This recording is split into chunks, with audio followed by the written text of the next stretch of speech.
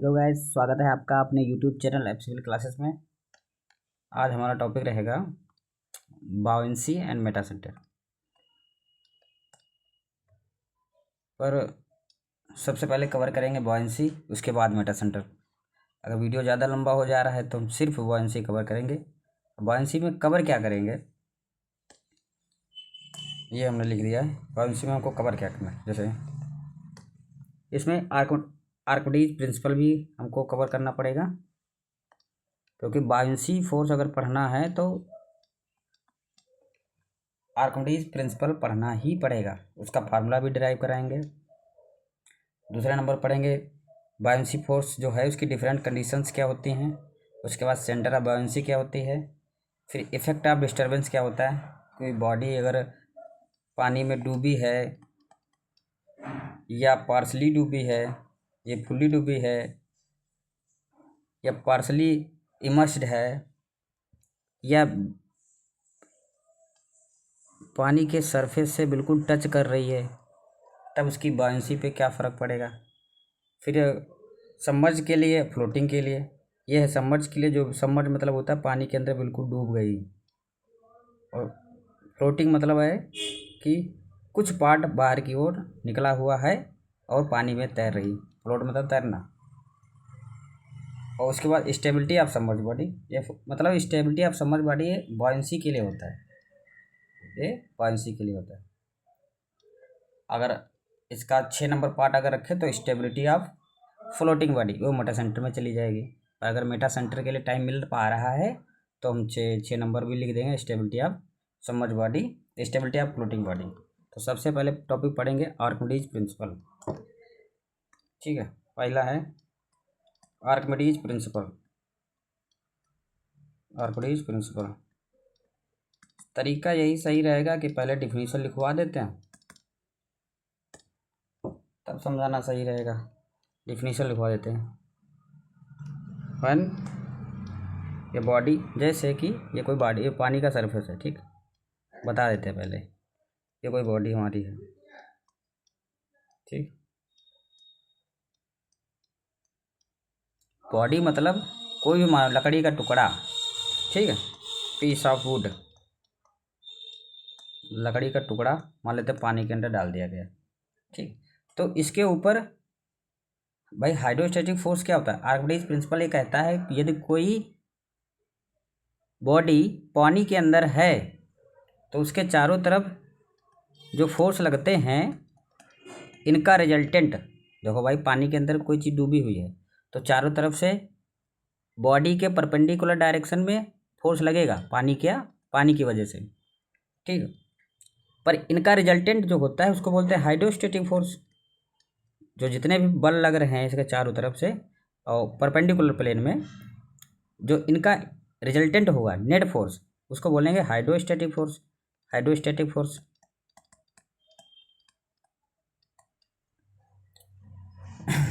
ठीक है।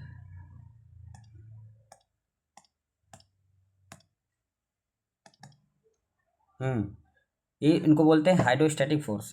पर ये हाइड्रोस्टैटिक फोर्स जो वर्टिकल डायरेक्शन में लगे, आर्किमिडीज प्रिंसिपल के हिसाब से वर्टिकल डायरेक्शन में अगर लगे तो इसको बोलते हैं बायंट फोर्स। बायंट फोर्स नहीं समझे। आर्किमिडीज के हिसाब से यदि कोई पानी, लकड़ी का टुकड़ा मान लेते हैं, या कोई बॉडी पानी के अंदर डूबी है तो उस पर एक नेट हाइड्रोस्टैटिक फोर्स वर्क करता है जो कि बॉडी के वर्टिकल डायरेक्शन में, वर्टिकल अपवर्ड डायरेक्शन में एक्ट करता है। उसको बोलते हैं बायंट फोर्स। इसका जो मैग्नीट्यूड होता है, मान लेते हैं इतना बॉडी का वॉल्यूम पानी में डूबा हुआ है, मान लेते हैं। अभी तो चलो ऊपर वाला लेवल बताएं, अगर इतना मान लेते डूबा हुआ है, ये पानी के ऊपर था, तो इतने वॉल्यूम के बराबर पानी को बाहर रखो, इसको बैलेंस करो, तराजू से तौलो, जो वेट आएगा वो बायंट फोर्स होता है। इतना समझ लो। तो buoyant force is equal to weight displaced. Definition के हिसाब से अगर डिफिनीशन लिखे तो डिफिनीशन लिख देते हैं। When a body is immersed या सबमर्ज्ड इन फ्लूइड, फ्लूइड मतलब यहाँ पे लिक्विड भी हो जाएगा, गैस भी हो जाएगा। When a fluid then net hydrostatic force act in vertical upward direction, upward direction. ठीक, इसको अरेंज कर देते हैं।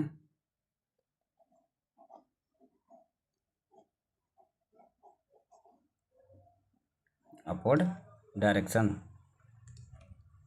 And that magnitude, buoyant force जो होता है कितना होता है वही बता रहे हैं। And that magnitude is equal to weight of displaced fluid.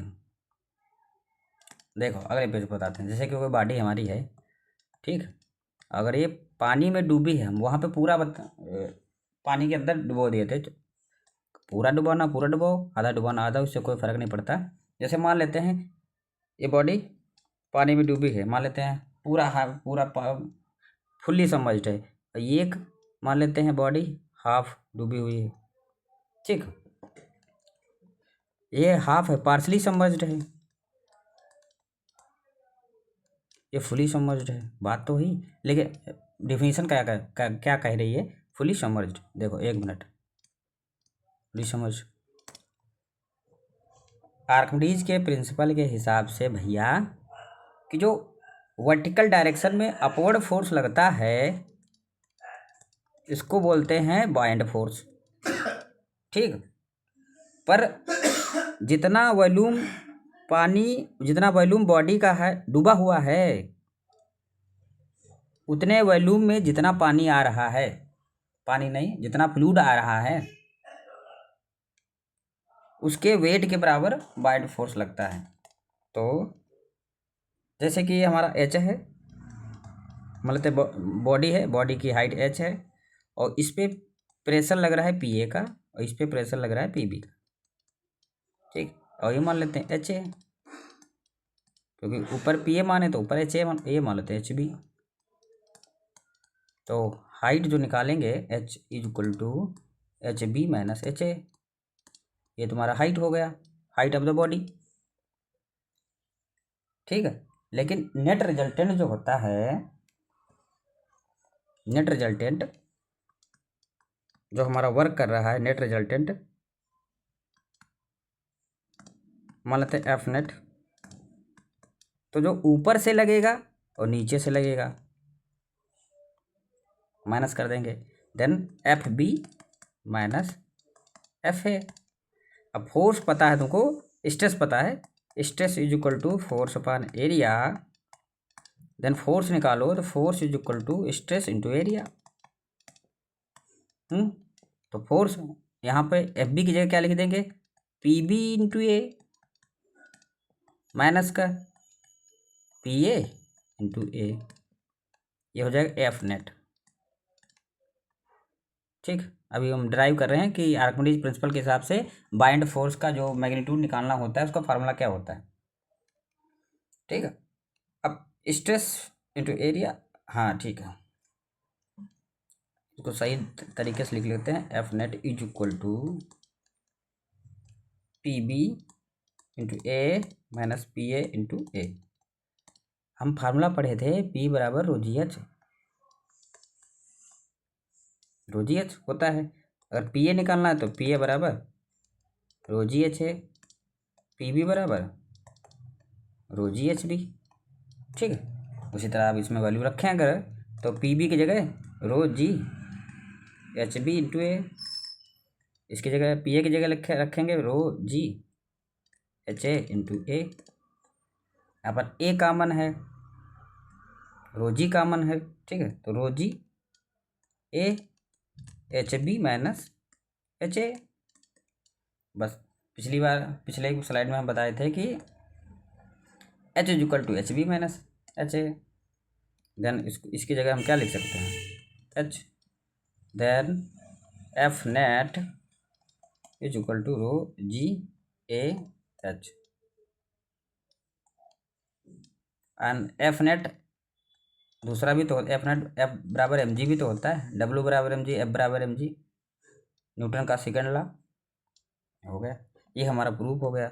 ये हमारा आर्किमिडीज प्रिंसिपल के हिसाब से अगर बाइंड फोर्स का मैग्नीट्यूड निकालना है तो F net is equal to rho G A H लिखेंगे। और डिफिनीशन क्या कहती है, डिफिनीशन कहती है कि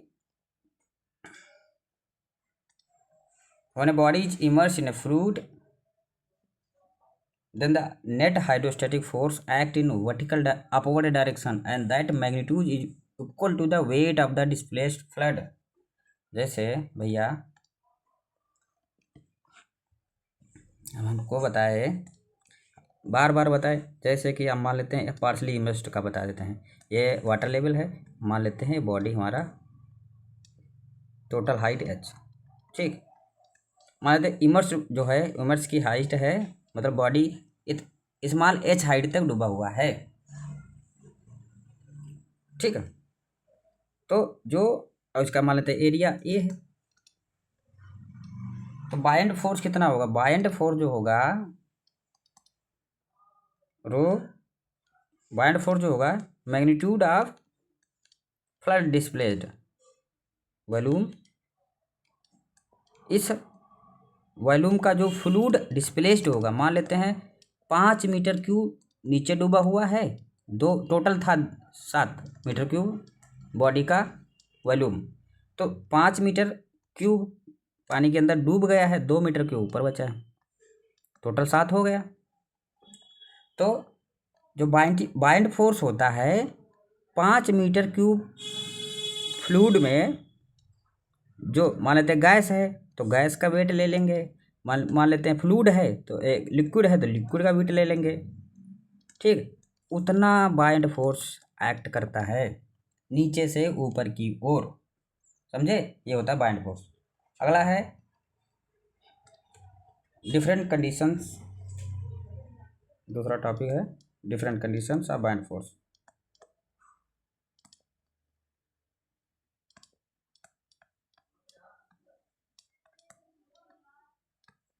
बाइंड फोर्स लिखना हो लिख लो, इसकी 3 कंडीशंस होती हैं। एक होता है सबमर्ज्ड कंडीशन, दूसरा होता है floating body touches to free surface, और तीसरा होता है पार्शली सबमर्ज्ड। क्वेश्चन पूछा जाता है कि इसकी रिलेटिव डेंसिटी क्या होगी पार्शली सबमर्ज्ड, एक का बता देते हैं। देखो, अरे डायरेक्ट लिख लो रिलेटिव डेंसिटी। देखो फुल्ली सबमर्ज्ड है, fully submerged, then relative density होती है 1, याद रखो। पार्शली सबमर्ज्ड है तो रिलेटिव डेंसिटी होती है 1, and floating body touches to this free surface, नहीं touches to the free surface में रिलेटिव डेंसिटी 1 होगी यार, सॉरी रिलेटिव डेंसिटी 1 होगी, एंड लेस देन 1 होगी। इसका याद रखो, क्या ज़रूरत है इसमें बताने की, कोई ज़रूरत नहीं है। डायरेक्ट पूछता है कि अगर कोई बॉडी फुली सबमर्ज्ड है तो रिलेटिव डेंसिटी कितनी होगी, 1 होगी, पार्शली में लेस देन 1 होगी, और फ्लोटिंग है जैसे कि ये हमारा वाटर का फ्री सरफेस है, ठीक है, बॉडी फुली सबमर्ज्ड है, floating body touches to the free surface, मान लेते हैं बॉडी ऐसे टच कर रही है फ्री सरफेस से, बिल्कुल टच कर रही है पर पूरा सिंक है, ये फुली सबमर्ज्ड है तब भी 1। अगर बॉडी लेवल ऑफ वाटर के बिल्कुल टच में है तब भी तो पूरी तरीके से सबमर्ज्ड है ना, अंदर डूबी हुई है, तब भी रिलेटिव डेंसिटी 1 होगी। लेकिन पार्शली सबमर्ज्ड है, जैसे पार्शली सबमर्ज्ड वाला ये है, तब रिलेटिव डेंसिटी 1 होते हैं, ठीक। तीसरा टॉपिक होगा,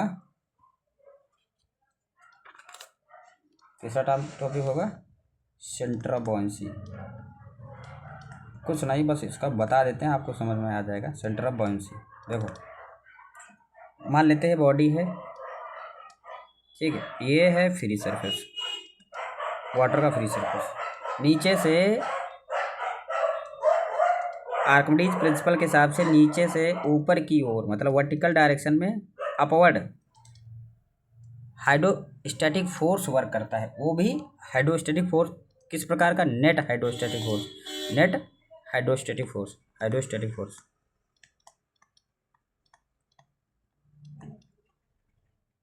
हाँ, नेट हाइड्रोस्टैटिक फोर्स वर्क करता है।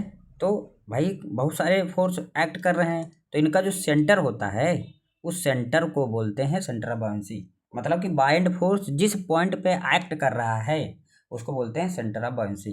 डिफिनीशन के तौर पे लिखवाना चाहे इसको लिखवा सकते हैं, कैसे लिखना है हमको याद भी है, जैसे डिफिनीशन लिखवाया जाता है या किताब में लिखी होती है। It is the point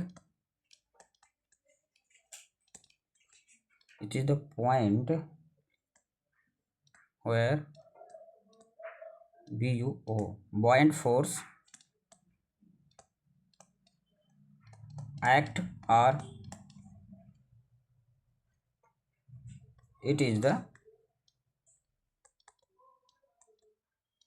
center of gravity of displaced fluid।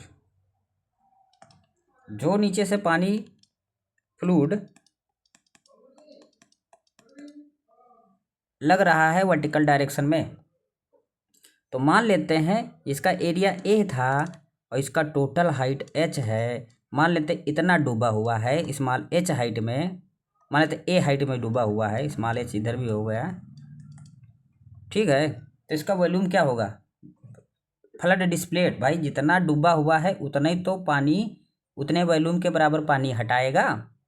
भाई जहाज का तैरना क्यों होता है? जैसे कि मान लेते हैं एरिया इंटू जेड, मान लेते हैं जेड, इतना वॉल्यूम डूबा हुआ है पानी के अंदर, तो उतने वॉल्यूम में हमारा फ्लूइड, चाहे लिक्विड हो चाहे गैस हो, कितने वेट के बराबर है? जितना वेट है उतने वेट के बराबर बाइंड फोर्स नीचे लगता है।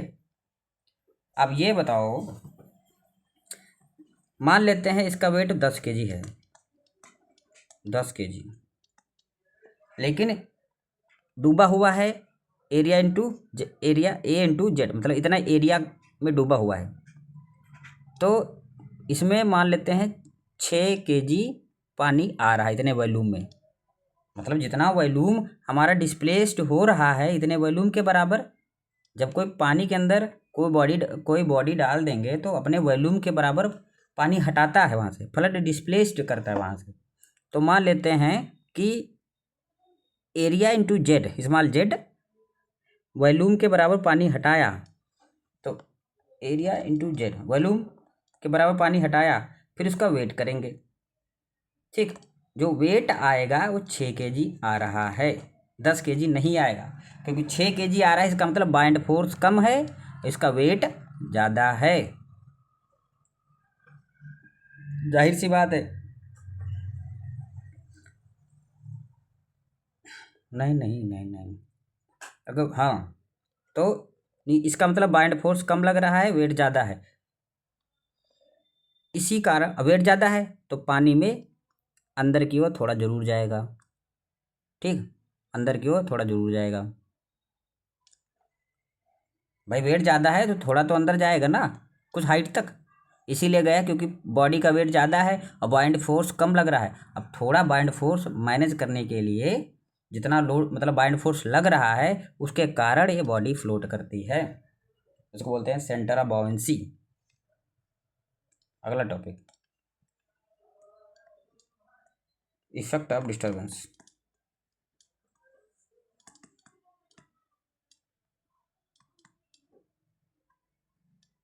बॉयंसी देखो, इसमें हम ये भी बता देते हैं, बॉयंसी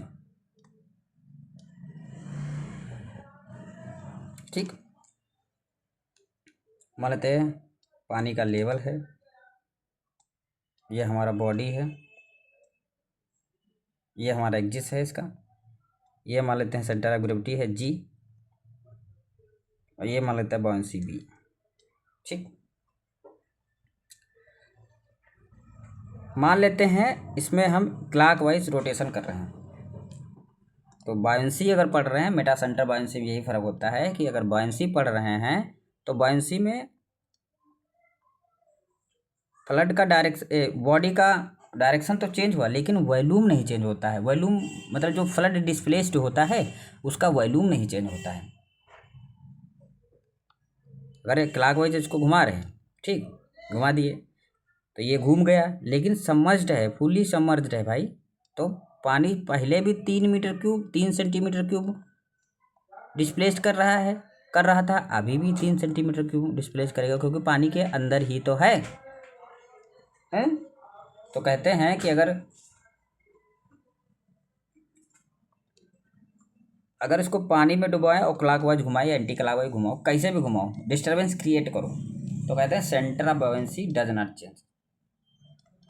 सेंटर ऑफ बाउंसी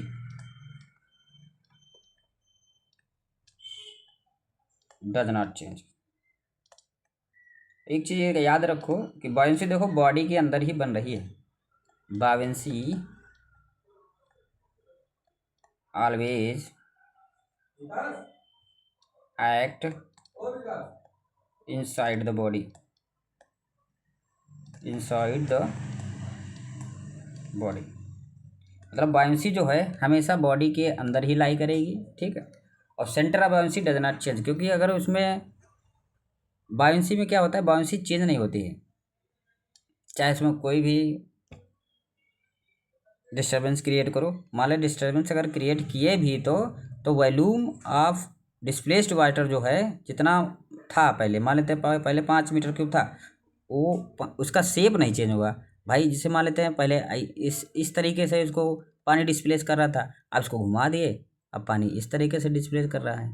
ठीक, इसीलिए सेंटर ऑफ बाउंसी चेंज नहीं होती। Centre of bouncy always act on A vertical axis of a body, तब यहाँ बाउंसी ये हो जाएगी, ये जी हो जाएगी। ठीक, अब दूसरी कंडीशन इसकी होती है केस नंबर 2 फ्लोटिंग बॉडी के लिए।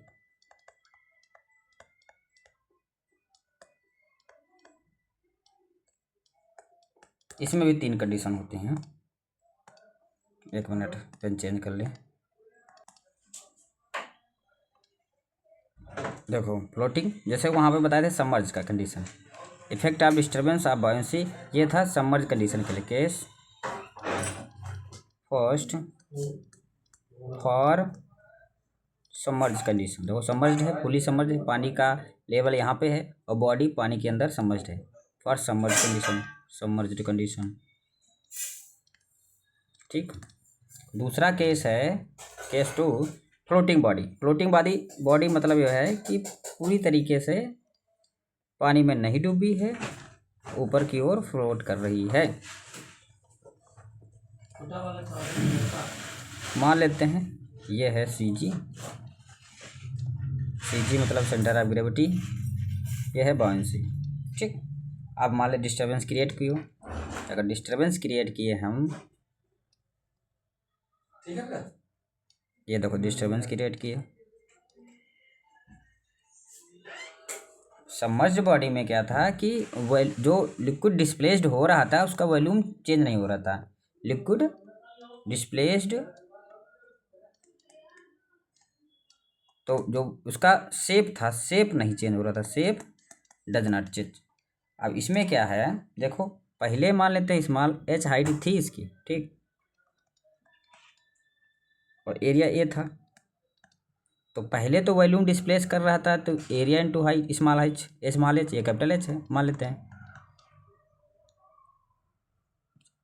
सबमर्ज में नहीं चेंज हो रहा था, लेकिन जब इसमें डिस्टर्बेंस क्रिएट किए तो भैया B तो यहीं लाई किया, G भी लाई किया, लेकिन देखो डूब ज़्यादा गया, सबमर्ज ज़्यादा हो गया कि नहीं, सबमर्ज हो गया, तो वॉल्यूम जो होगा, डिस्प्लेस्ड वॉल्यूम, मान लेते हैं ज़्यादा अंदर डूब गया तो वॉल्यूम डिस्प्लेस्ड ज़्यादा हो गया, मान लेते हैं थोड़ा ऊपर की ओर उठ गया तो वॉल्यूम डिस्प्लेस्ड कम हो गया। हुआ कि नहीं? देखो पहले इतना एरिया था ऊपर की ओर, अब एरिया थोड़ा कम पड़ गया, बॉडी का एरिया ज़्यादा डूब गया अंदर है, तो मतलब वॉल्यूम डिस्प्लेस्ड इंक्रीज हुआ। जब वॉल्यूम डिस्प्लेस्ड इंक्रीज हुआ देन शेप भी आल्सो इंक्रीजेस। अब जब शेप इंक्रीज हुआ तो इसका मतलब सेंटर ऑफ बायोंसी चेंज होगी, सेंटर ऑफ बायोंसी चेंज होगी।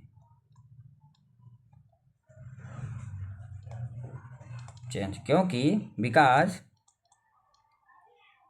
Shape of fluid, shape of displaced fluid change हो गया, दोनों कंडीशन हो गई। लेकिन फ्लोटिंग बॉडी में 3 कंडीशन और भी होते, जैसे कि A condition, B condition, C condition. अगर फ्लोटिंग की बात कर रहे हैं, फ्लोटिंग मतलब जैसे बॉडी, यार जाहिर सी बात है पानी के अंदर पानी के बाहर थोड़ा वॉल्यूम होगा, थोड़ा वॉल्यूम पानी के अंदर होगा। कंडीशन एक होती है ये, एक होती है, एक होती है, देखो हम अपने हिसाब से बना देते हैं। देखो मान लेते हैं ये कोई आदमी खड़ा हुआ है, ठीक। अगर इस आदमी में डिस्टरबेंस क्रिएट किया जाए, चाहे क्लॉक वाइज चाहे एंटी क्लॉक वाइज, तो कुछ समय बाद अपने जगह पे वापस आ जाएगा कि नहीं आ जाएगा। तो ये फर्स्ट कंडीशन होती है, इसके अंदर रीस्टोरिंग पावर फोर्स होता है, रीस्टोरिंग फोर्स होता है, के कारण ये बाहर अपनी ओरिजिनल पोजीशन में आ जाएगा, रीस्टोरिंग फोर्स। क्वेश्चन ये पूछता है कि फ्लोटिंग बॉडी में जो पहली कंडीशन होती है, तो पहली कंडीशन में कौन सा फोर्स एक्ट करता है, तो उसमें लिखेंगे रीस्टोरिंग फोर्स। ये दूसरी कंडीशन है। अगर दूसरी कंडीशन है, अगर इस पर हम कुछ डिस्टर्बेंस क्रिएट किए क्लॉक वाइज या एंटी क्लॉक वाइज, तो अपनी ओरिजिनल पोजीशन में एग्जैक्ट नहीं आएगा, not come on at not come at exact position, exact original position, original position, ठीक भाई। और ये तीसरी कंडीशन जो होती है, अगर इसमें मान लेते धक्का दे दिए, थ्रस्ट लगा दिए इसके अंदर, तो ये आदमी यहाँ से यहाँ पे आ जाएगा। इसका मतलब ये to get new position, to get new position. कहने का मतलब ये है, हम यहाँ पर आदमी को रख दिए, जैसे कि कहने का मतलब अगर बॉडी 3 कंडीशन होती है फ्लोटिंग की, कि यदि इसमें डिस्टर्बेंस क्रिएट किए तो अपनी थोड़ी देर बाद मान लेते हिला, और थोड़ी देर बाद अपनी खुद की ओरिजिनल पोजीशन में आ गया, इसको बोलते हैं, इसको बोलते हैं रिस्टोरिंग फोर्स के कारण आया। दूसरा होता है कि थोड़ा चेंजेस आ जाते हैं इसमें, अगर डिस्टर्बेंस क्रिएट किए, थोड़ा चेंजेस आ गए, तो हल्की नई पोजीशन बना ली, मतलब ओरिजिनल पोजीशन में नहीं आएगा, जैसे था थोड़ा हल्का टिल्ट हो जाएगा दूसरी बार में। तीसरी बार में कहता है, तीसरी कंडीशन ये होती है कि इस पर अगर कोई डिस्टर्बेंस क्रिएट कर रहे हैं तो जिस अवस्था में गया उस अवस्था में पहुंच जाएगा, ओरिजिनल पोजीशन छूट जाएगी और नई पोजीशन पकड़ लेगा, ठीक है। ये हो गया। देखिए कितनी कंडीशंस बताए थे, पढ़ना क्या क्या है।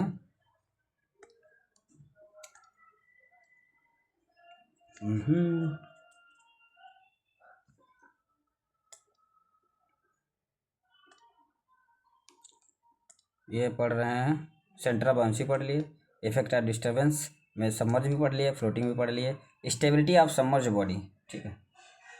अब पढ़ना स्टेबिलिटी ऑफ सबमर्ज बॉडी, ठीक है, कोई दिक्कत नहीं, पढ़ते हैं उसमें स्टेबिलिटी ऑफ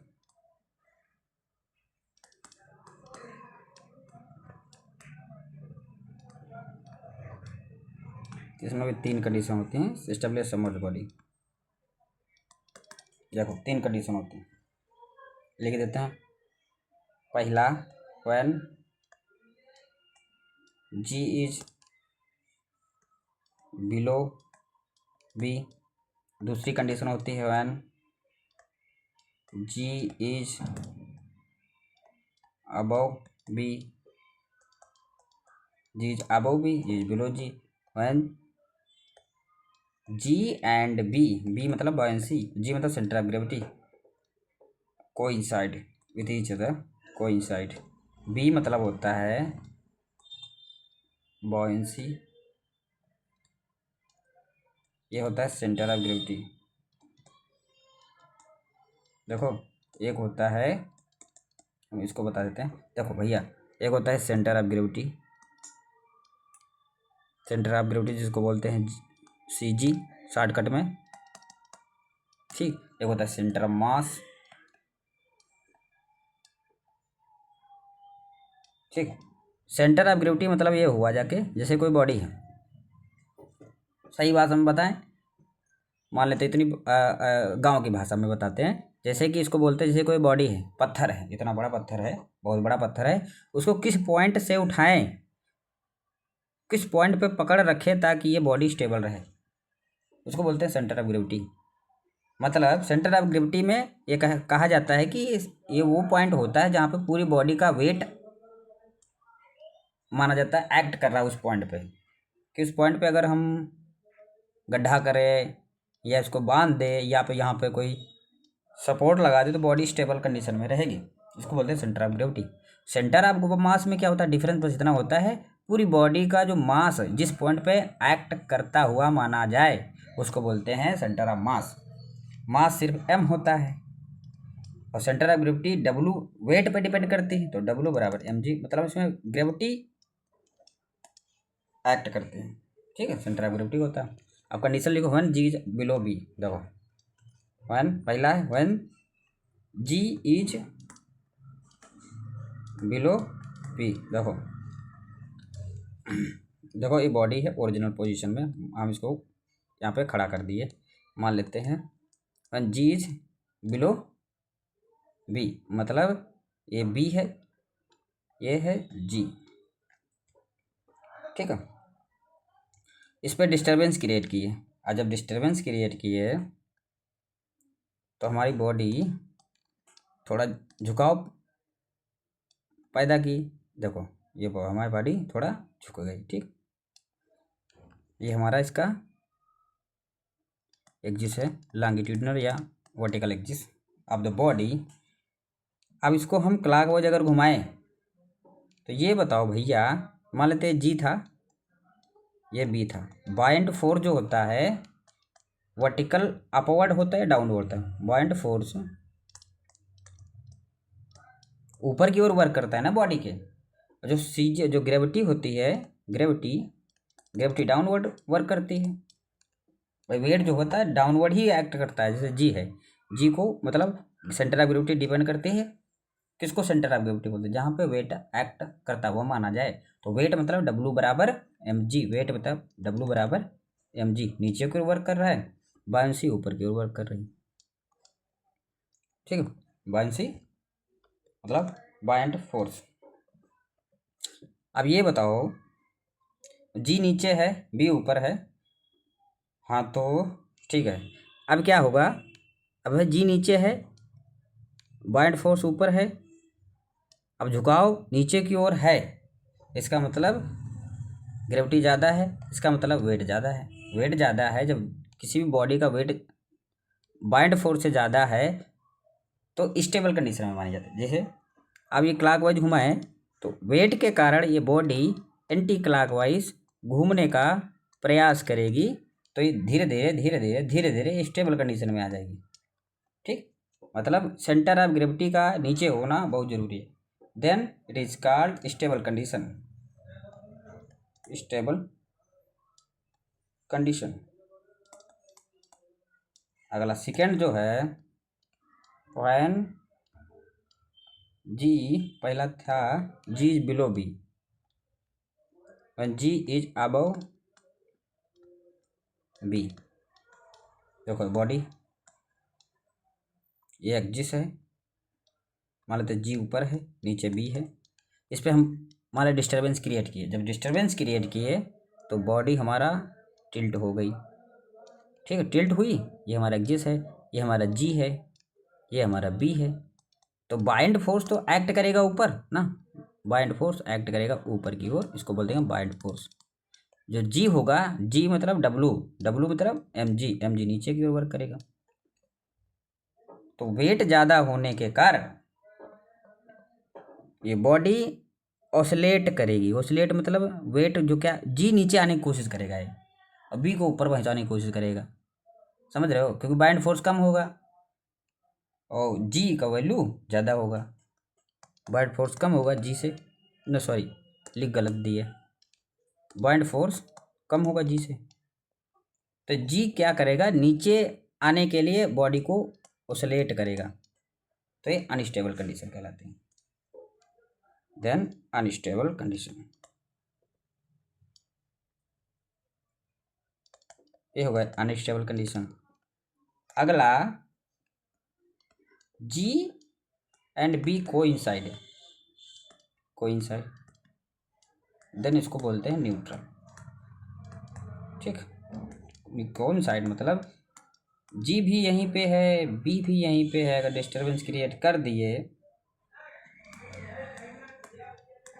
ठीक है, मान लेते हैं ऐसे डिस्टर्बेंस ना करें, एक मिनट, मान लो डिस्टर्बेंस क्रिएट किए, टिल्ट अवस्था में पहुंच गई, तभी बी एंड जी एक साथ होंगे, इसको बोलेंगे न्यूट्रल या इक्विलिब्रियम, इक्विलिब्रियम कंडीशन।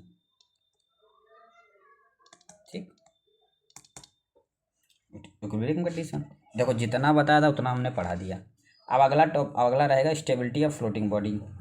तो फ्लोटिंग बॉडी जो है उसमें देखो कोइंसाइड, इसका सबमर्ज्ड बॉडी की बात कर रहे थे, ठीक है, अभी तक सबमर्ज्ड बॉडी की बात कर रहे थे।